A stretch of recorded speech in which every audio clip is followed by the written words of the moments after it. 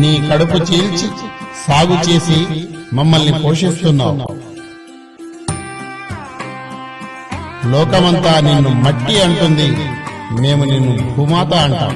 మేము హిందువులం. లోకమంతా వెలుగునిచ్చావు, మా బ్రతుకు దీపమై నిలిచావు. ఇతరులు నిన్ను మండే అగ్నిగోళమన్నారు, మేము నిన్న సూర్యనారాయణుడు అన్నాం, సూర్య భగవానుడు అన్నాం. మేము హిందువులం. నీ స్పర్శతో బీడు భూములు బంగారు భూములయ్యాయి. నీ చలువతో దాహార్తుల ఆర్తనాదం చల్లారింది. అన్యులు నిన్ను జల ప్రవాహం అన్నారు, మేము నిన్ను నదీమ తల్లి అంటాం.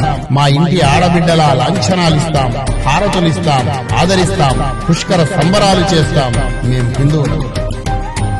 జన్మనిచ్చిన తల్లి, నడవడికను నేర్పిన నాన్న, విద్య నేర్పిన గురువులకి అది వాళ్ళ బాధ్యత అనుకున్నారంతా.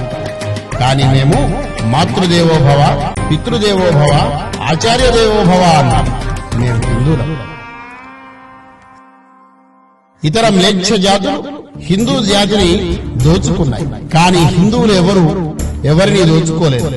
ఆ అవసరం కూడా లేదు. భారత్ రత్నగర్భ, వేదభూమి, ధన సంపదకి జ్ఞాన సంపదకి పుట్టినిల్లు. అడిగితే భిక్షం పెట్టే వాళ్ళం, పంచి ఇచ్చే ఔదార్యం మాది. మేము హిందువులం. పాశ్చాత్య దేశాలు శివుడు ముక్కుతో చింపిరి బట్టలతో తిరిగినప్పుడే పట్టుబట్టలు కట్టిన చరిత్ర మాది. నాగరికతలో ప్రపంచం కళ్ళు కూడా తెరవకుండా పసికూనగా ఉన్నప్పుడే అంబరాన్ని అంటిన ఘనత మాది. మేము హిందువులం. మహోన్నతమైన సనాతన సంస్కృతికి వారసులం అని తలుచుకున్నప్పుడల్లా మా హృదయం ఉప్పొంగుతుంది. మా కళ్ళల్లో వెలుగొస్తుంది. మా నరాల్లో రక్తం ఉరకలేస్తుంది. ప్రపంచమంతా ప్రతిధ్వనించేలా గర్వంగా గర్జిస్తున్నాం. మేము హిందువులం. హిందుత్వం మతం కాదు, జీవన విధానం.